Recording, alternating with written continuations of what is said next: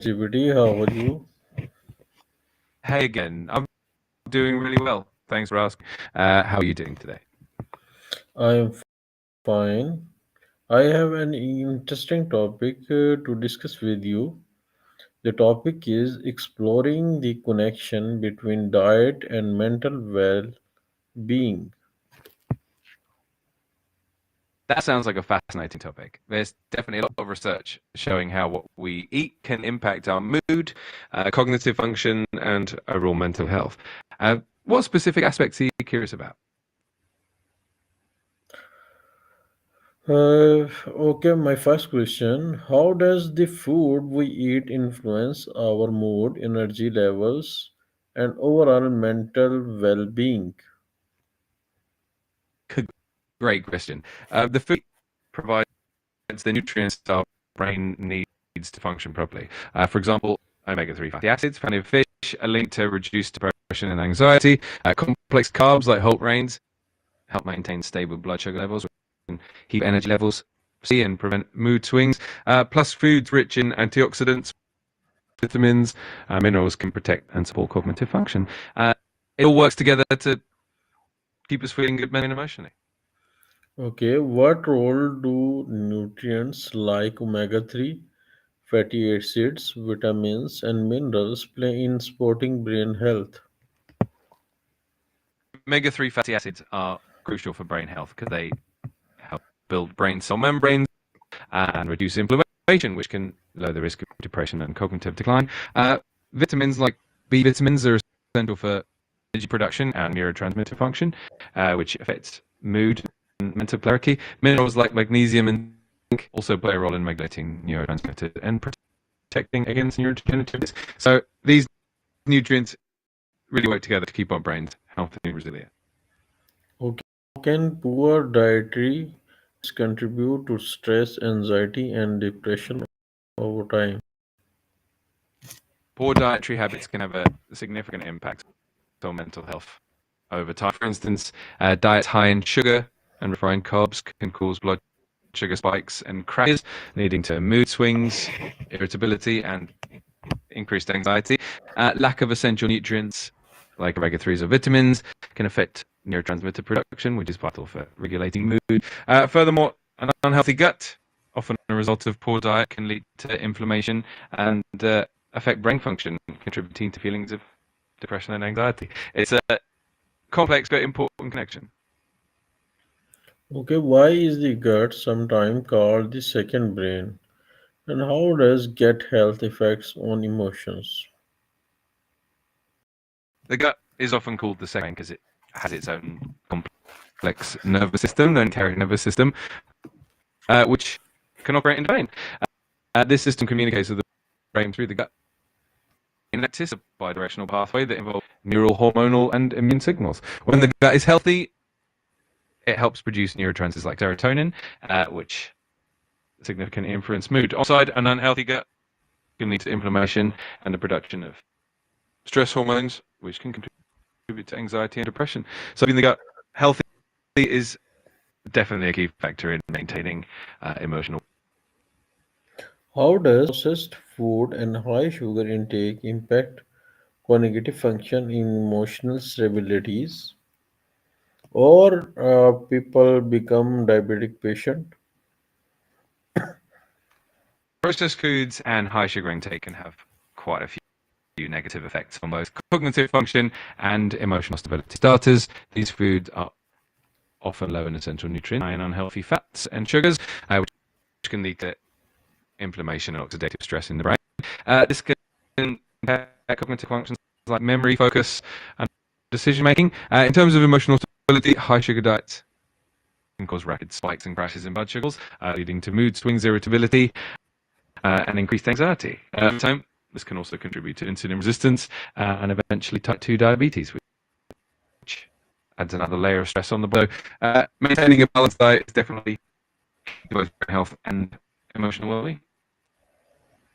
How to remove sugar from your life? Is it possible to remove completely sugar from your life?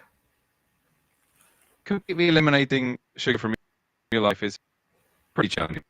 since many foods contain some sugar, and even healthy foods like fruits have natural sugars. However, you can definitely reduce added sugars, which are the ones found in foods, sweets, and sugary drinks. A few tips include cutting down on sugary snacks, reading labels to avoid hidden sugars, swapping out sugary drinks for water or herbal teas, and focusing on whole unprocessed foods. Over time, these changes can really help stabilize your blood sugar and How improve do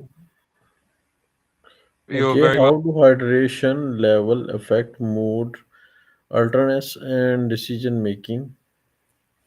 Hydration plays a big role in how we feel and think. Even mild dehydration can lead to headaches, fatigue, and difficulty concentrating, which can impact our alertness and cognitive function. It can also affect mood, making us more prone to irritability and stress. Staying well hydrated helps keep us functioning optimally, supports better decision making, and boosts overall well-being. So it's a simple but powerful factor. What culture or social factors influence the relationship between mental health? Culture and social factors have a big influence on how diet affects mental health. For instance, different cultures have unique dietary patterns, like the Mediterranean diet, which is rich in fruits, vegetables, and healthy fats, and is linked to mental health. Social norms also eating habits. Some cultures emphasize communal meals and fresh foods, which can positively affect mental health. On the other hand, social factors like economic status, availability of healthy food, and even stress levels can impact food choices and, in turn, mental health. It's a fascinating interplay. Okay, how can individual builders health eating habits even with limited time, resources, or motivation? Building healthy eating habits can down eating with a busy life. One simple approach is meal prepping in advance, which can save time and help you make healthier choices. You can also focus on simple foods that don't require a lot of preparation, like fruits, nuts, and whole grains. Uh, Planning ahead, keeping healthy snacks, staying hydrated can also make a big difference. And remember, small, consistent changes can add up over time. How does caffeine consumption impact stress level and sleep cycle? Caffeine can have a pretty noticeable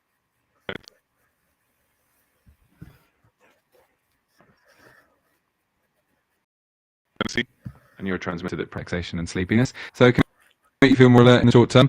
However, if consumed too late in the day, it can interfere with falling asleep and reduce sleep quality, leading to a cycle of fatigue and increased stress. Over time, caffeine can also elevate cortisol levels, which is the body's primary stress hormone. So moderation and timing are key to keeping caffeine from negatively impacting stress and sleep.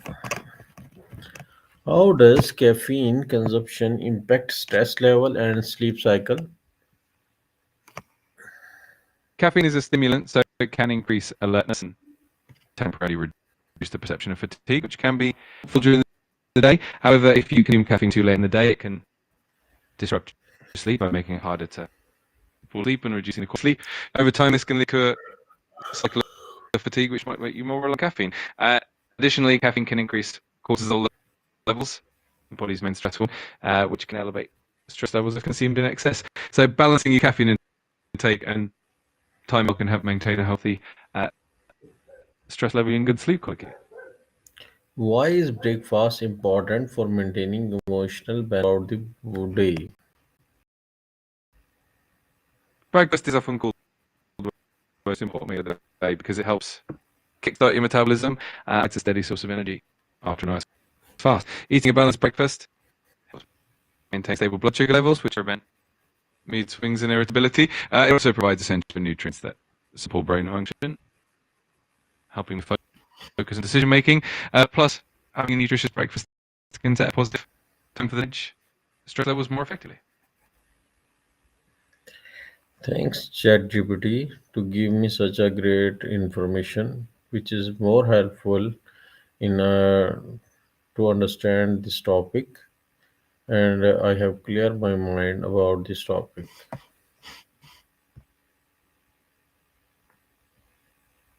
I'm so glad to hear. It's always a pleasure to help. If you have any more questions, I want to into another topic? Lena?